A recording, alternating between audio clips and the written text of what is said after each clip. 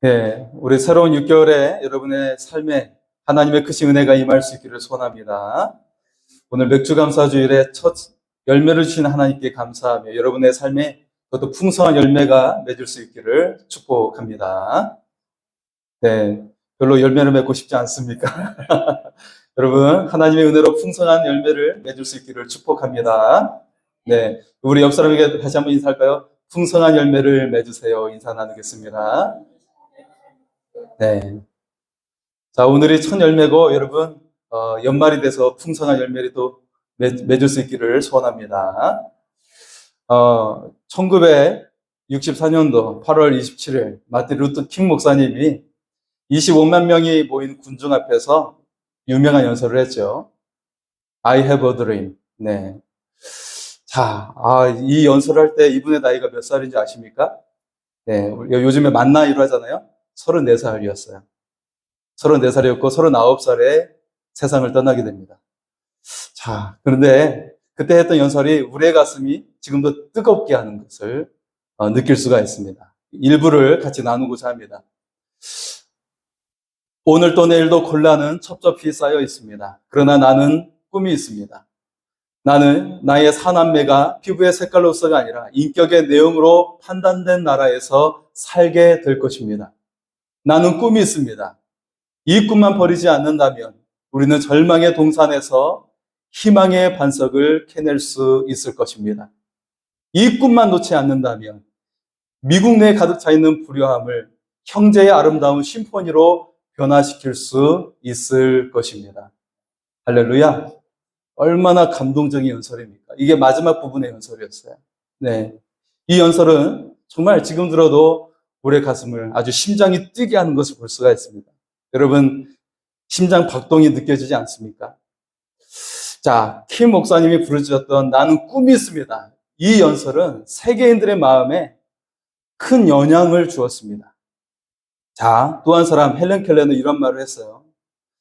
나보다 더 불행한 사람은 눈으로 보면서도 비전을 갖지 않는 사람입니다. 라고 말을 했습니다. 여러분, 헬렌 켈러는 앞을 볼 수도 없었고 들을 수도 없었어요. 네. 그런데 그녀는 꿈을 가지고 있는데 눈을 볼 수 있는 눈을 가지고 있음에도 불구하고 꿈이 없는 사람은 너무 불쌍한 사람이라고 말을 하고 있습니다. 여러분은 꿈이 있습니까? 네.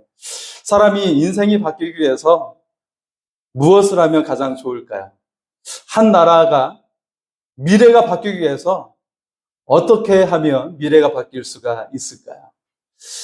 사람이 품는 야망은, 사람이 품는 꿈은 야망이라고 볼 수가 있죠. 그런데 하나님께서 사명을 주시면 그것이 비전이 되는 것입니다. 하나님 사명을 주시면 비전이 되는 것입니다. 하나님께서 비전을 주신 사람은 위대한 삶이 될 수가 있어요. 하나님께서 비전을 주신 나라는 위대한 나라가 될 수가 있습니다.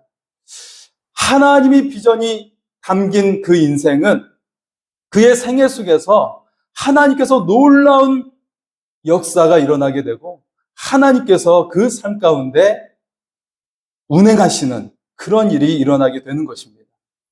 성경에서 여러분 비전의 사람이라고 한다면 어떤 사람이 떠오르십니까? 우리는 보통 꿈의 사람 요셉을 떠오르게 되죠. 그런데 오늘은 좀 다른 사람이 소개되고 있습니다. 나이도 많습니다. 85세의 노인입니다. 바로 가나안 정복의 또 다른 영웅 갈렙이죠. 자, 오늘 본문 속의 갈렙은 전혀 나이를 가늠해 볼 수가 없는 그런 모습을 취하고 있어요. 갈렙이 지도자인 여호수아에게 요청합니다.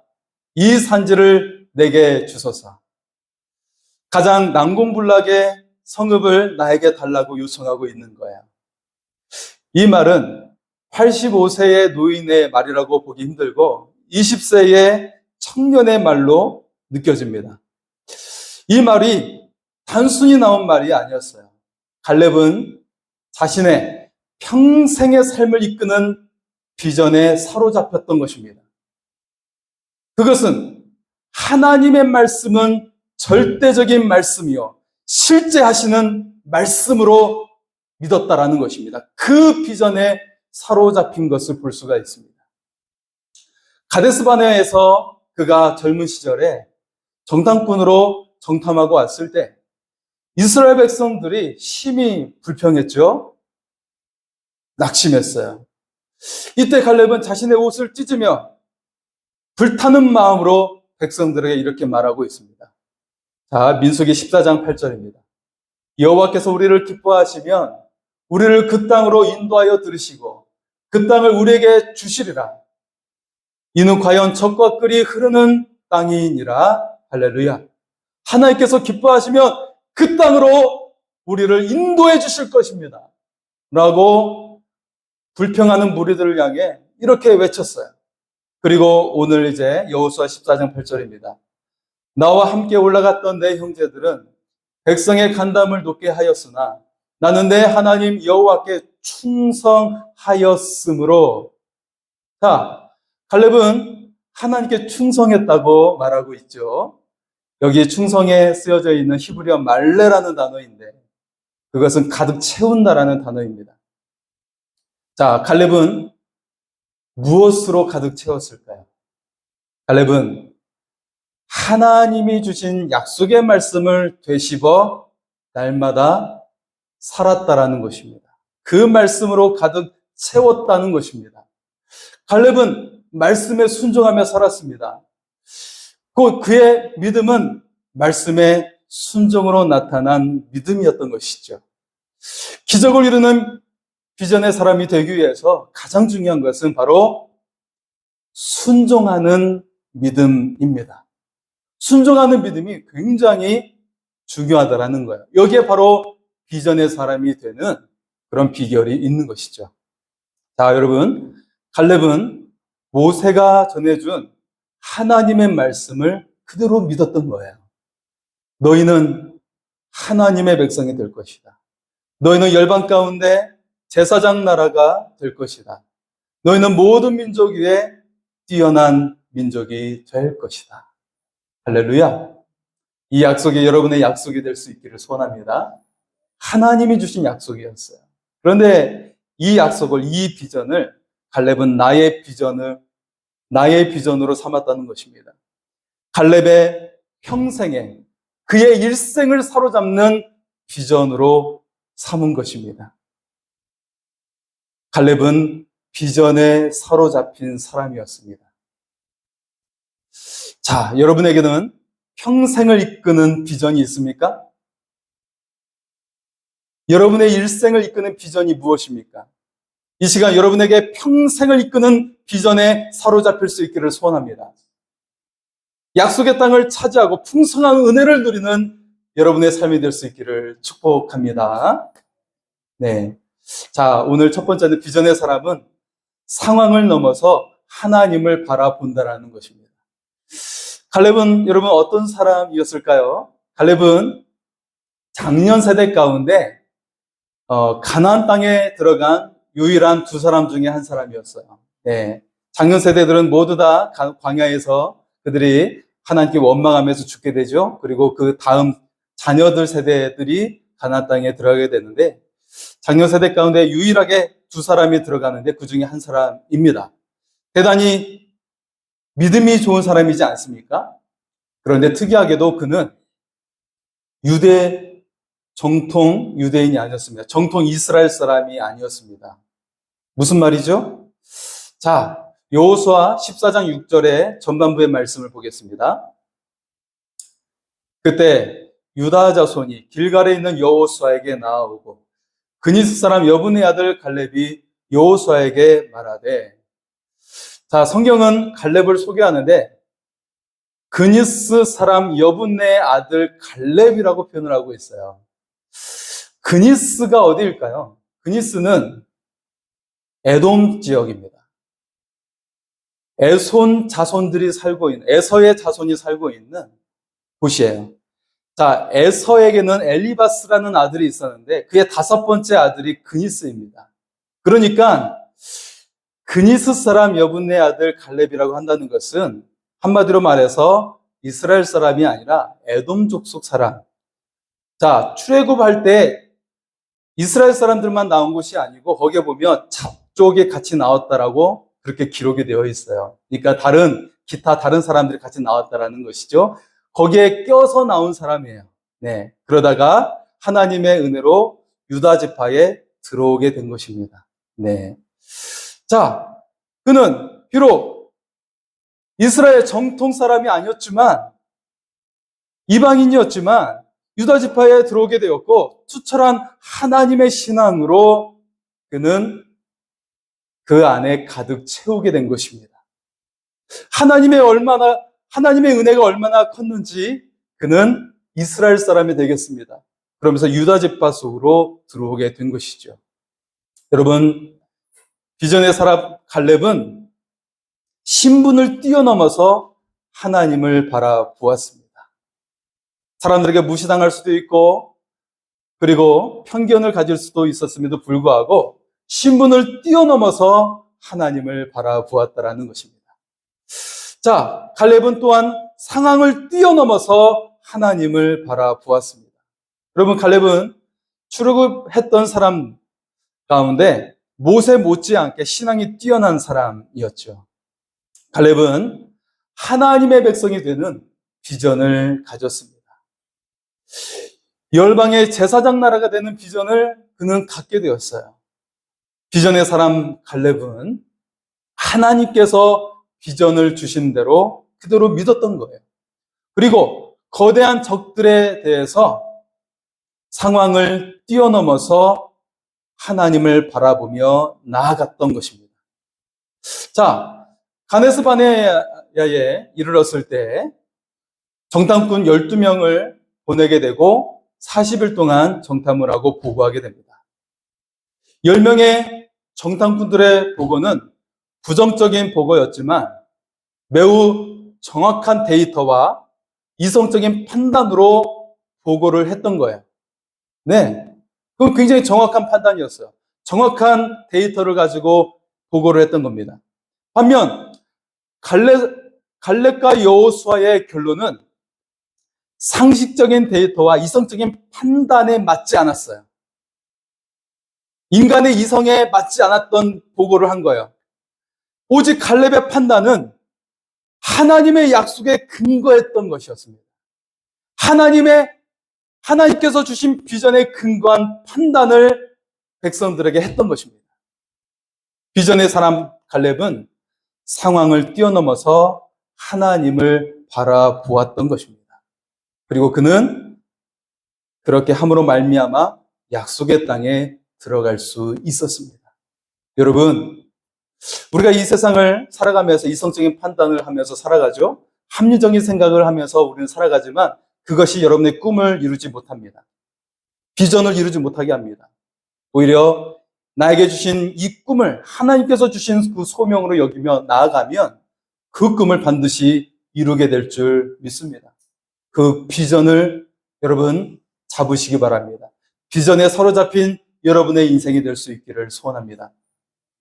두 번째, 비전의 사람은 문제가 아니라 목표에 초점을 맞춘다는 것입니다.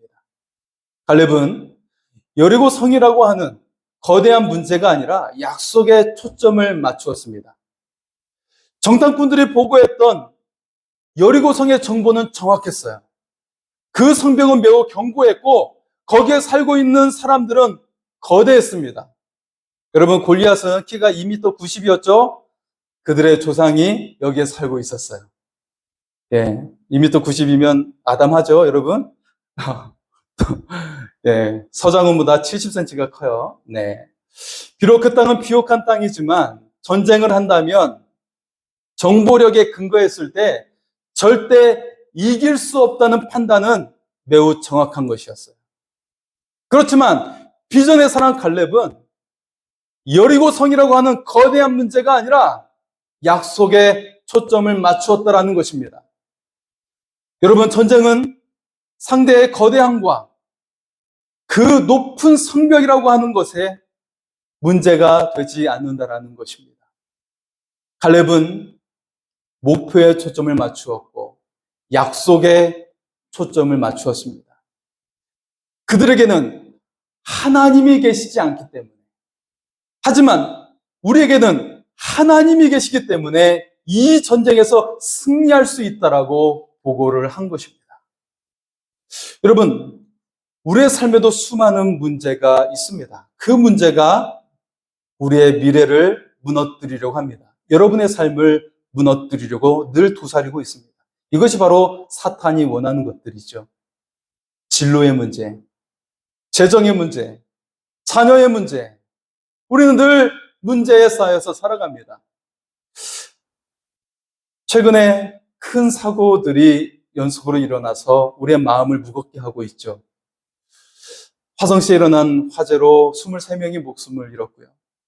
그리고 시청역에서 일어난 교통사고로 9명이 목숨을 잃고 말았어요.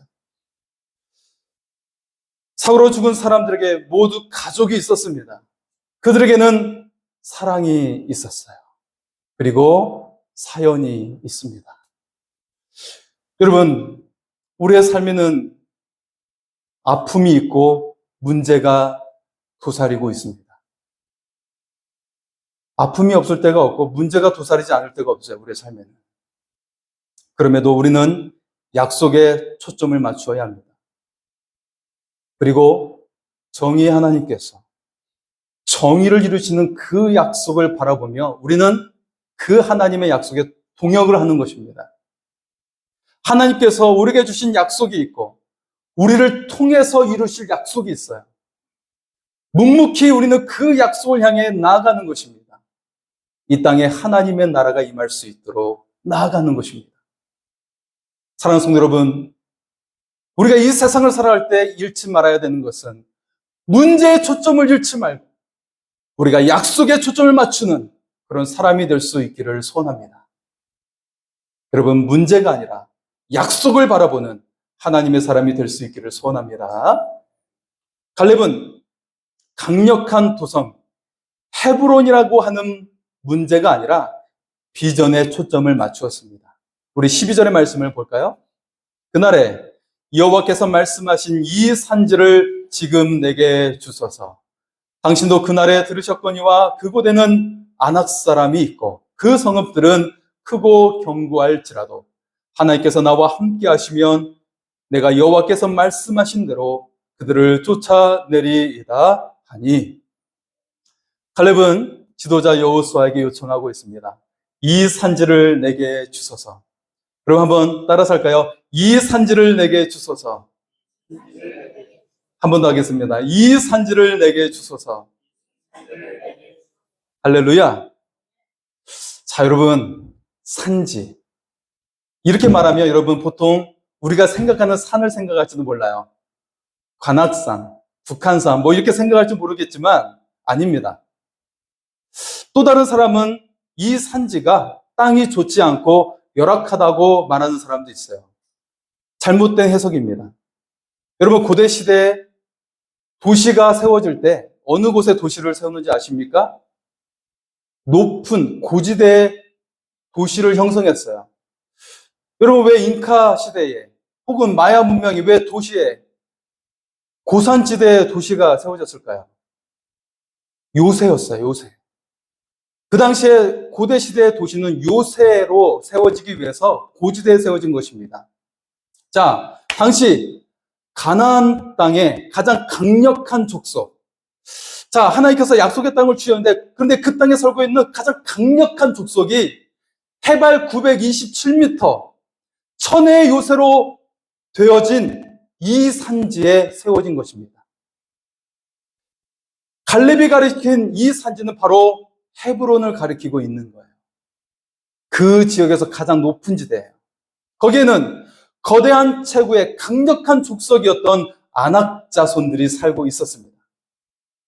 이곳은 매우 땅이 좋아서 기름진 땅이어서 무화과, 석류, 포도, 메론 등 최상급의 농작물이 자라고 있었어요.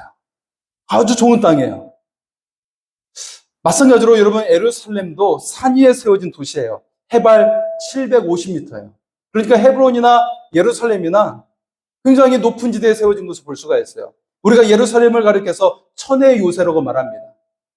그래서 그 예루살렘을 공략하는 게 굉장히 힘들어요.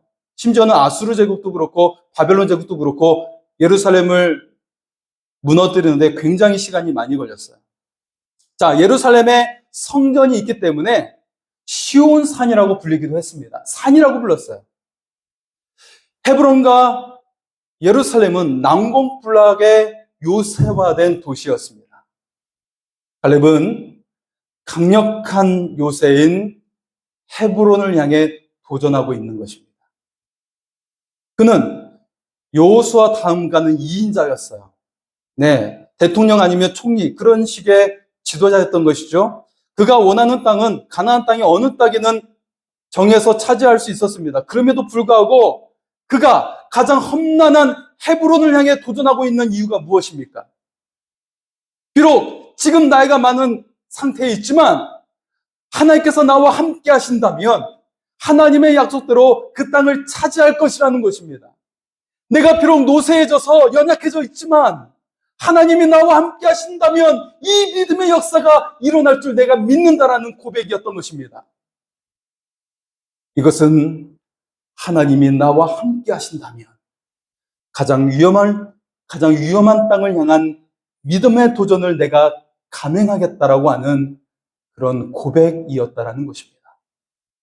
갈렙은 강력한 도성 헤브론이란 문제를 본 것이 아니라 하나님의 비전에 초점을 맞추었다라는 것입니다. 그리고 그 땅을 차지하게 되었습니다. 할렐루야. 여러분도 두렵다고 무서워 떠는 것이 아니라 하나님의 비전에 초점을 맞추고 그것을 차지할 수 있기를 소원합니다. 세 번째, 비전의 사람은 늙지 않고 청년의 열정으로 살아갑니다. 이 산지를 내게 주소서. 이 말은 청년들이 보통 하는 말이죠. 비전의 사람은 늙지 않고 청년의 열정으로 살아가게 되는 것입니다. 여러분, 유머인데요. 실제 있었던 이야기입니다. 114세이신 할머니에게 장수의 비결을 물어보았다고 합니다. 할머니가 말씀하시기를 담배는 몸에 해로워. 그래서 나는 5년 전에 끊었어. 라고 말을 했다고 합니다. 네, 이해가 되지 않는 분은 집에 가서 생각해 보시기 바랍니다. 114세의 할머니가 말했다고 했어요, 제가. 네, 5년 전에 담배를 끊었답니다.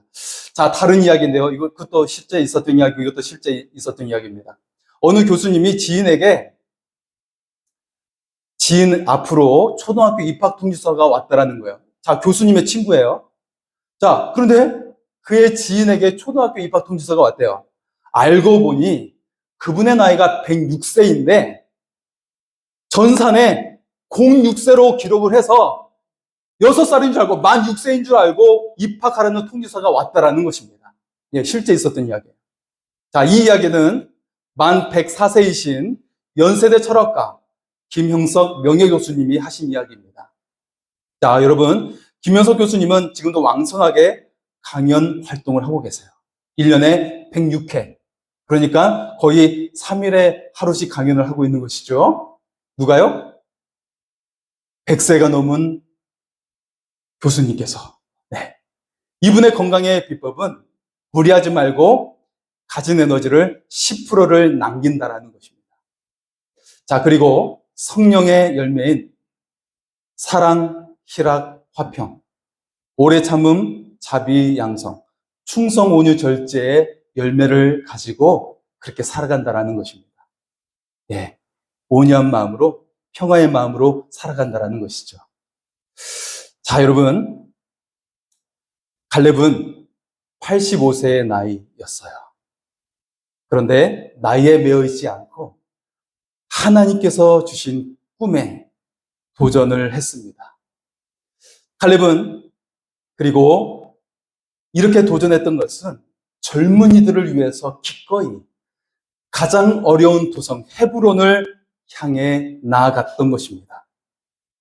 젊은 세대를 위한 희생 정신으로 그가 본을 보이고 있는 것이었어요. 그 모습이 얼마나 그 시대를 살아가는 젊은들에게 얼마나 감동을 주고 용기를 주었겠습니까?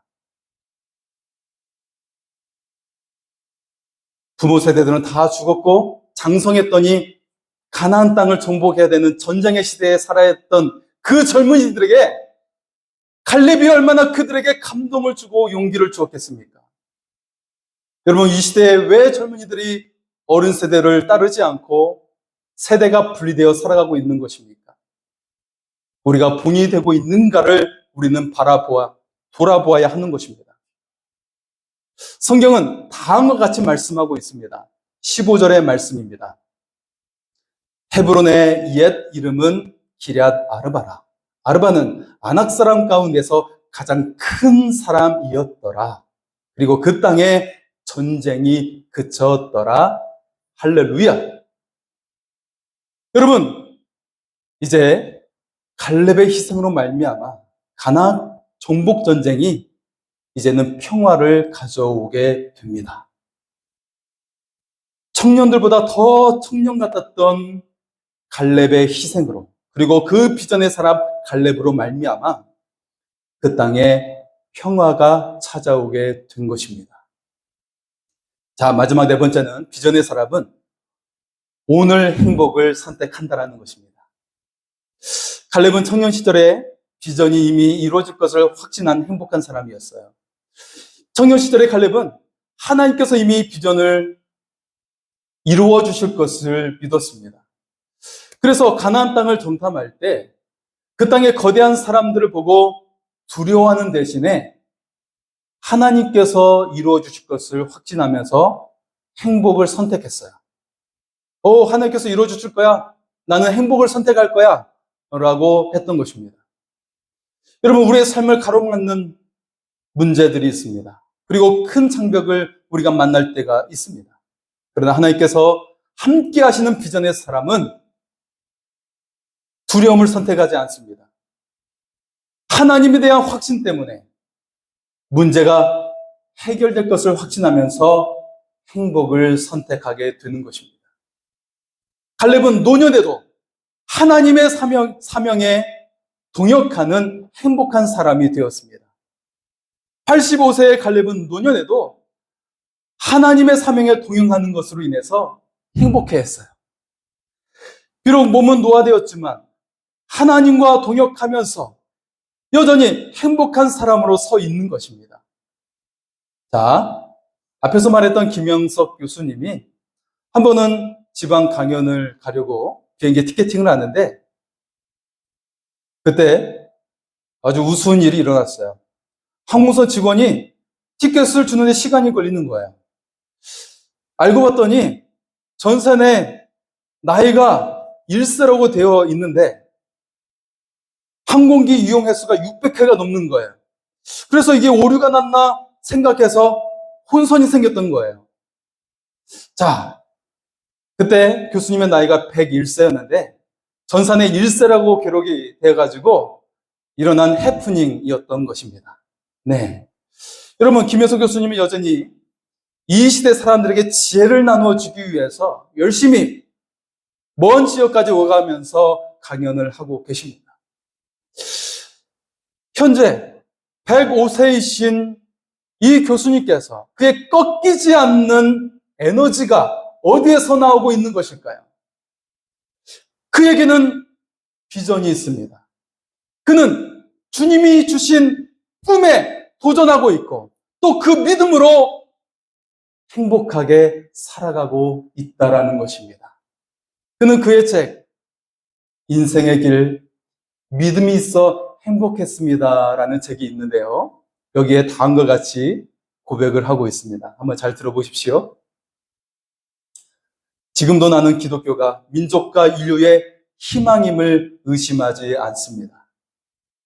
인류의 염원과 노력으로 진실과 사랑이 가득한 주님의 나라가 이루어져야 하기 때문입니다.